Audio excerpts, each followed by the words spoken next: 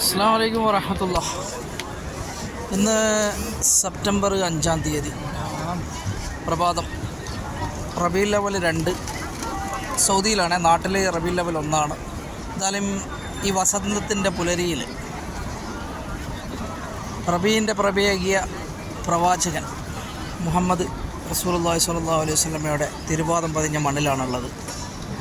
കാരണം എല്ലാവർക്കും ഈ റബീൻ്റെ വസന്ത പുലരിയിൽ പ്രത്യേകമായിട്ട് പരിശുദ്ധമായ ഹറമെന്ന് ദുആകളുണ്ടാവും. അതുപോലെ തന്നെ എല്ലാ കുടുംബങ്ങൾക്കും ഈ റബീഉൽ അവ്വൽ മാസത്തിൻ്റെ ബർക്കത്തുമുണ്ട്. എല്ലാ പ്രയാസങ്ങളും ദുഃഖങ്ങളൊക്കെ അകറ്റി അള്ളാഹു റാഹത്തുള്ള ജീവിതം നൽകട്ടെ. അതുപോലെ നമ്മുടെ മാതാപിതാക്കളിലും മക്കളിലും കുടുംബാദികളിലൊക്കെ അള്ളാഹു അനുഗ്രഹങ്ങൾ വർഷം കൊടുക്കട്ടെ എന്ന് പ്രത്യേകമായിട്ട് ദുആ ചെയ്യുകയാണ്.